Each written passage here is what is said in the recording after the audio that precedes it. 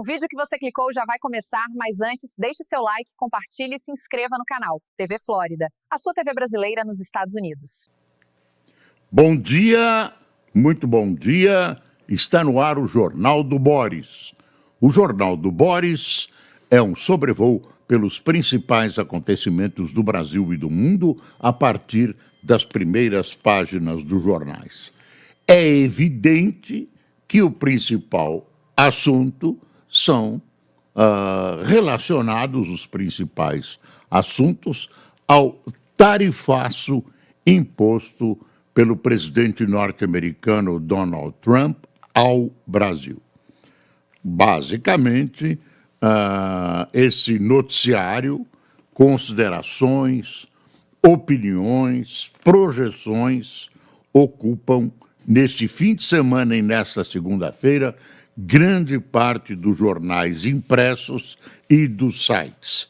E não poderia ser de outra maneira, porque isso envolve gravemente a economia brasileira, com consequências nos nossos empregos, na nossa indústria, na nossa agricultura, enfim, todo tipo de produção, toda uma cadeia da economia. O prejuízo é muito grande.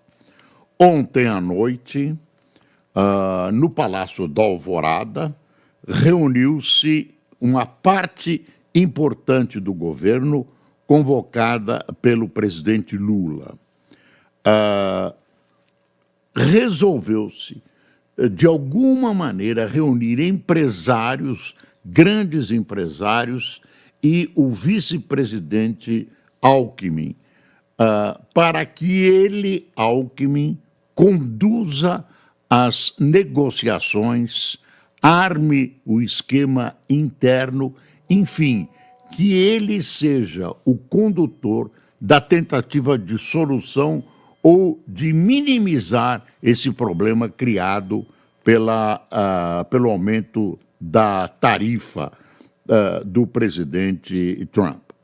Bom, consequências políticas, vamos fazer uma análise política rápida, lembrando que tudo pode mudar. Em um segundo, a política é uma nuvenzinha.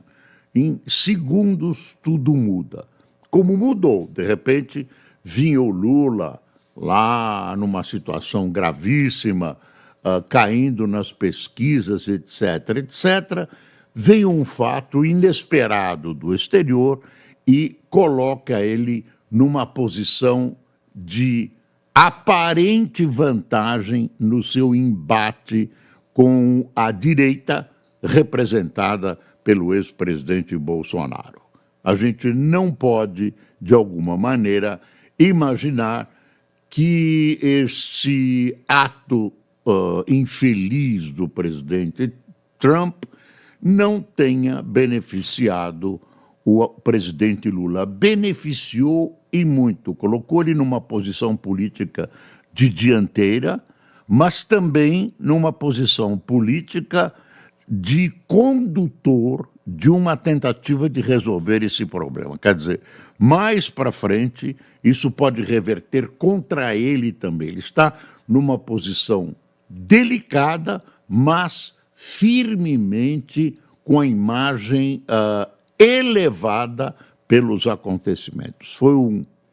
Na verdade, se o presidente Trump quis, de alguma maneira, privilegiar a direita, leia-se o presidente Bolsonaro, foi um extraordinário tiro no pé, porque a direita perdeu, está tentando se recuperar do soco que levou, enquanto isso, o presidente Lula começa uma batalha de comunicação. Tem aí uma batalha de comunicação entre o presidente Lula e a direita, entre o PT e a esquerda, enfim, os polos todos, né, que estremecem negativamente a política brasileira, se pegando pela internet, na tentativa de conquistar as pessoas, né, de Lula tentando pôr a culpa na direita, a direita tentando pôr a culpa em Lula. Aqui entre nós há culpados de todos os lados aí, mas o que interessa, essa visão sobre culpados interessa para as eleições de 2026. O que interessa neste momento é que a economia brasileira, de alguma maneira, recupere a sua posição ante a imposição dos 50% pelo presidente Donald Trump. Tem uma consequência política que é bom a gente analisar. O vice-presidente Alckmin renasceu nessa história. Renasceu. Por quê? Ele já vinha sendo contestado por setores do PT, que numa futura possível tentativa de reeleição do presidente Lula em 2026, segundo o PT, não deveria ser o candidato a vice, não precisavam mais dele. Quando ele foi necessário para agregar setores mais à direita à candidatura petista, então ele era interessante, mas agora não se precisava mais dele, deixou de ser interessante, porque imaginam os petistas, a partir de uma visão eivada de empáfia, que ele não era mais necessário politicamente. Então, se estabeleceu até uma guerra dentro do próprio PT para ver quem seria o candidato numa chapa puro sangue encabeçada por Lula. Mas, quando o presidente Lula olhou no seu entorno para ver quem poderia negociar com os Estados Unidos e, ao mesmo tempo, reunir internamente o empresariado para obter ideias, para comandar uma ação racional, com o cérebro, não com o fígado, não havia nenhuma figura disponível, a não ser o presidente, o vice-presidente, que é também ministro da Indústria e Comércio, Geraldo Alckmin. Não sobra quem ele ia colocar. A dona Gleisi para negociar com os nossos empresários e com o governo americano, o Lindenberg Farias para negociar com o presidente Trump, com o Departamento de Estado e com o empresariado, banqueiros brasileiros, etc., etc. Quem é que ele escolheria? Fernando Haddad é ministro. Olha, o Fernando Haddad até que seria mais palatável, mas é ministro da Fazenda nesse instante. Seria uma temeridade, seria perigoso colocá-lo nesta posição de negociador, se bem que ele tem algum diálogo, tem um bom diálogo com o empresariado brasileiro, mas a joia da coroa nesse caso era o presidente Alckmin, e ele foi chamado ontem pelo presidente Lula e vai começar a agir hoje com empresários numa atitude produto de decisão do governo de caminhar racionalmente, de ir devagar, de não provocar os Estados Unidos, de trabalhar de maneira altiva, né, sem concessões, tipo lambe-botas. Se você entendeu a outra palavra, também serve. Lambe-botas do presidente Trump. Quer dizer, você vai ter Freud explica as coisas às vezes. Então é um quadro muito, muito complicado. Nós estamos no meio do furacão. Deixa eu pegar e ler para você o noticiário da CNN, que estava aqui, eu já não estou achando mais, que é interessante a respeito do quadro. Eu quero que você tenha um quadro com as alternativas, né? Com as alternativas.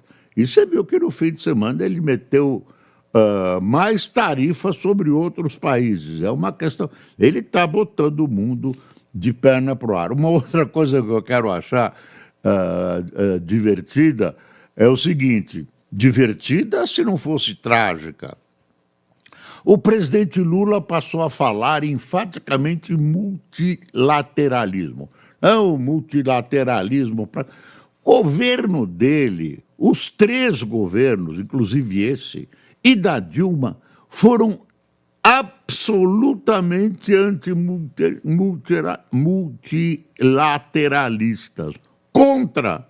Ele foi contra o tempo todo. Não é pela fala, não é pela retórica, mas pelo que eles fizeram. O governo brasileiro é amplamente protecionista. E agora vem com esse papo maravilhoso. Parece que ele é multilateralista há 200 anos. Toda a política dele é produção nacional, vamos produzir bases flutuantes para Petrobras, vamos produzir navios, indústria, tudo isso é bem protecionista. E agora ele, nessa competência que ele tem de mudar as suas posições, de repente ele engata essa defesa do multilateralismo. Vale a pena a gente consignar isso. Deixa eu ver o noticiário, o resumo da CNN. Os últimos ajustes da regulamentação da reciprocidade às tarifas impostas pelos Estados Unidos foram debatidos por integrantes do governo na noite deste domingo, em reunião de última hora convocada pelo presidente Lula no Palácio da Alvorada. A expectativa é que o decreto seja publicado na terça-feira, amanhã. O encontro e o prazo previstos para a publicação do texto, em resposta às tarifas de Donald Trump, foram adiantados pelo vice-presidente Geraldo Alckmin. É que já existe um texto aprovado, acho que em abril, de reciprocidade, mas precisa ser regulamentado. É disso que se está falando. Durante a agenda em São Paulo, ele afirmou que teria que voltar a Brasília porque foi convocado por Lula.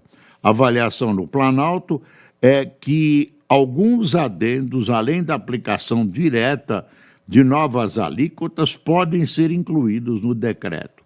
Os detalhes, no entanto, são mantidos sob sigilo para evitar reações antecipadas de empresas ou países atingidos. Outra consequência política que não pode ficar de fora, voltando à vaca fria, é o seguinte: o governador Tarcísio de Freitas foi apanhado em cheio.